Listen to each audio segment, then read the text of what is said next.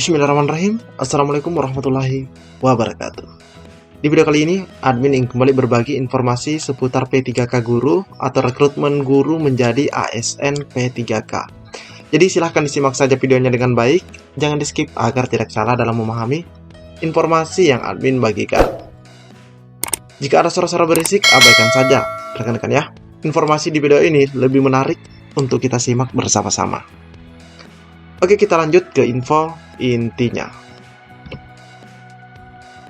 Yang pertama, admin akan bagikan informasi dari Komisi 10 sebagaimana dikutip dari media gpnn.com, liputan6.com.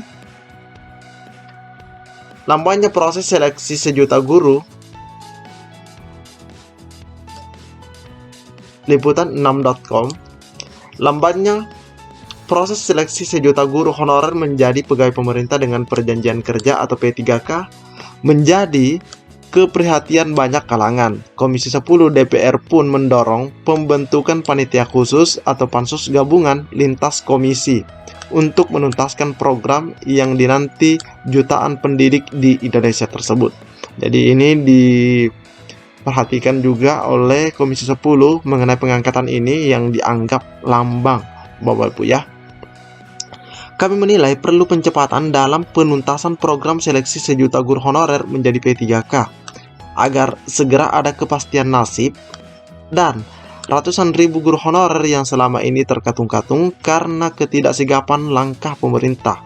Maka kami mendorong untuk membentuk pansus gabungan lintas komisi DPR RI. Jadi lintas komisi, Bapak Ibu ya. Jadi bukan cuma Komisi 10 tapi ada beberapa komisi, yaitu dari Komisi 11, Komisi 2, terus ada juga dari BKN. Pansus gabungan ini nantinya berkoordinasi dengan Kementerian Pendidikan Kebudayaan Riset dan Teknologi, Kementerian Dalam Negeri, Kementerian Pendayagunaan Aparatur Negara dan Reformasi Birokrasi atau Kemenpan RB, Kementerian Keuangan, dan Badan Kepegawaian Negara dalam mengambil langkah-langkah taktis agar berbagai kendala yang menghalangi proses sejuta guru honorer menjadi P3K segera terselesaikan, Bapak Ibu ya. Jadi akan berkoordinasi dengan 4 kementerian ini. Persoalan pengangkatan guru honorer menjadi P3K memang melibatkan banyak kementerian atau lembaga, sehingga harus ada pengawalan anggota lintas komisi yang menjadi mitra kementerian atau lembaga terkait. Kendala teknis seleksi sejuta guru honorer menjadi P3K ini beragam, mulai kualifikasi yang harus dipenuhi guru honorer dalam proses seleksi, bagaimana penempatan mereka setelah lolos seleksi, bagaimana proses mendapatkan nomor induk pegawai, hingga bagaimana proses penggajian mereka. Nah, ini kompleks sekali Bapak Ibu ya. Oleh karena itu tidak cukup dorongan dan pengawalan dari Komisi 10 saja. Nah, ini Komisi 10 saja mengatakan bahwa tidak cukup jika hanya mereka, Bapak Ibu ya, melakukan pengawalan. Politisi PKB ini mengungkapkan ada beberapa agenda yang akan dikawal serius. Nah, ini oleh pansus gabungan guru honorer ini diantaranya memastikan guru yang lulus seleksi namun tidak mendapatkan formasi, diusulkan formasinya pada seleksi P3K tahap 3 dan diprioritaskan untuk terlebih dahulu diangkat menjadi P3K. Jadi didahulukan yang memang sudah lulus PG. Nah, jadi Komisi 10 meminta yang sudah lulus PG dulu diselesaikan, baru lanjut ke yang prioritas 2 dan prioritas 3. Dalam ketentuan ini, guru honorer yang telah mengabdi di atas 10 tahun akan diprioritaskan. Nah, akan diprioritaskan Bapak Ibu ya. Namun kita sama-sama melihat bahkan mendengarkan ya pada saat rapat koordinasi yang disampaikan oleh Kemendikbud, jika memang sudah 3 tahun aktif di Dapodik itu, mereka akan masuk dalam prioritas 3 untuk guru honor negeri. Tapi jadi itu hanya berlaku untuk guru honor negeri, tapi yang swasta itu tidak berlaku. Namun di sini Pak Saiful Huda mengatakan bahwa 10 tahun. Nah, mungkin saja ini juga diperhitungkan untuk swasta, Bapak Ibu ya. Pansus gabungan juga mengkaji ulang opsi penambahan DAU pemerintah daerah untuk pemenuhan kebutuhan penganggaran guru honorer menjadi P3K. Selain itu, kata Huda, pansus gabungan mendorong pemerintah agar membuat roadmap, nah ini ya, atau peta jalan penyelesaian guru honorer secara menyeluruh, mulai dari rekrutmen, penganggaran, dan koordinasi dengan pemerintah daerah atau Pemda atau PPK. Pansus gabungan juga akan memastikan adanya proporsi terbaik bagi guru honorer di sekolah negeri dan swasta. Nah, di sini ya, jelas pansus gabungan juga memastikan, jadi ada kata memastikan ya, adanya proporsi terbaik. Misalnya, idealnya di sekolah negeri ini berapa sebenarnya, terus di swasta itu berapa, bagi guru honor negeri dan swasta ya, agar mendapatkan prioritas dalam proses rekrutmen mereka menjadi P3K. Nah, jadi seperti itu Bapak Ibu ya. Dalam waktu dekat kami akan menghadap ke pimpinan DPR untuk mengkomunikasikan rencana pembentukan pansus gabungan untuk guru honorer ini. Nah, jadi dia itu berharap agar dipercepat ya, karena di informasi sebelumnya itu direncanakan di bulan November atau bulan 11. Jadi ini diperjuangkan bukan cuma guru honorer negeri tapi juga honorer swasta, Bapak Ibu ya. Ini dari Komisi 10. Semoga pansus ini secepatnya terbentuk. Oke, selanjutnya, nah mengenai jadwal pengangkatan seleksi P3K 2022, di sini ada 6 kegiatan. Penetapan keputusan Menteri tentang kebutuhan ASN nasional itu di minggu ketiga Juni. Terus ada coaching klinik usulan kebutuhan guru tahun anggaran 2022 di instansi daerah. Itu minggu ketiga sampai minggu kedua Juli. Terus pembukaan pengusulan. Nah ini ya, pembukaan pengusulan ASN tahun 2022 melalui aplikasi informasi untuk instansi daerah, yaitu di minggu ke-4 Juni sampai minggu ke-3 Juli. Rapat koordinasi transfer naskah soal seleksi ASN tahun 2022, minggu ke-4 Agustus 2022.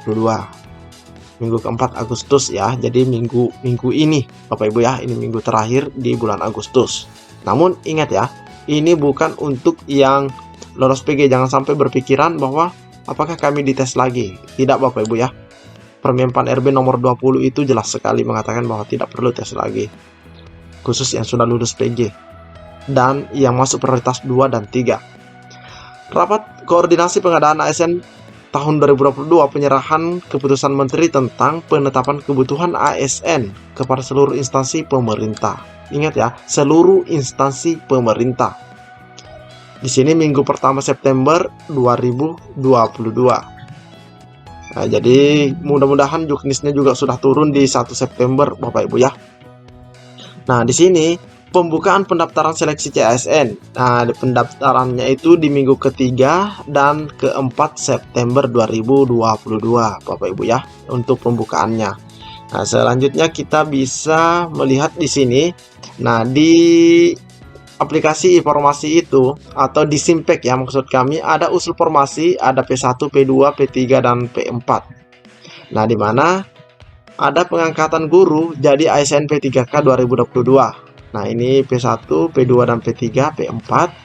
Nah, selanjutnya yang P1 itu peserta yang lulus passing grade di tahun 2021, di mana yang sudah lulus ini langsung pengangkatan. Nah, berdasarkan data yang tadi, ya bisa saja mereka itu diangkat di minggu ketiga September jika tidak molor jadwal ini Bapak Ibu ya. Nah, ini minggu ketiga September sebagaimana disampaikan oleh Menpan RB tadi. Itu untuk yang P1. Selanjutnya P2 dan P3. Nah, kita tahu bahwa P2 dan P3 ini ada THK 2 dan P3-nya adalah guru honor negeri yang masa kerjanya 3 tahun ya. Minimal 3 tahun berdasarkan keaktifan di Dapodik. Nah, untuk mereka ini, mereka hanya mengikuti tes observasi atau kesesuaian oleh Kemendikbud. Jadi ini diselenggarakan oleh Kemendikbud Bapak Ibu ya. Nah, ini observasinya.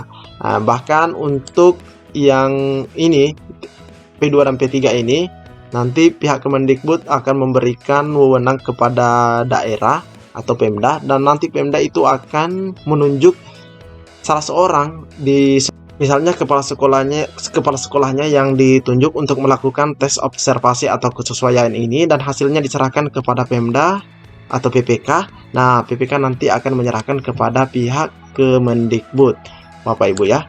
Nah, jadi mereka cuma tes observasi dan bisa saja ini dilaksanakan di minggu keempat, Bapak Ibu ya, karena kita lihat tadi pembukaan pendaftarannya itu minggu ketiga dan keempat. Nah, jadi semoga saja di minggu ketiga semua peserta lolos PG itu sudah selesai, diangkat atau diberikan tempat atau formasi. Nah, sehingga di minggu keempat ini sudah bisa untuk yang THK 2 dan guru honor negeri yang sudah 3 tahun. Nah, yang terakhir itu atau P4 adalah pelamar umum. Nah, pelamar umum itu tes CAT UNBK. Nah, itu tetap tes CAT UNBK termasuk guru swasta yang belum lolos passing grade, karena yang ini hanya berlaku untuk untuk negeri, Bapak Ibu ya. Nah, di mana mereka tes CAT UNBK dan setelah itu mereka akan melihat pengumumannya apakah mereka lulus atau tidak. Info file Excel tersebut bisa di sini kami mendapatkan informasi, ada yang mempertanyakan hal tersebut apakah valid atau tidak, dan di sini dijawab valid. Yang ada keterangan belum dapat kuota akan diusulkan oleh Pemda masing-masing. Nah, ini banyak sekali yang mendapatkan juga status seperti ini, belum dapat kuota, dan itu akan diusulkan oleh Pemda masing-masing.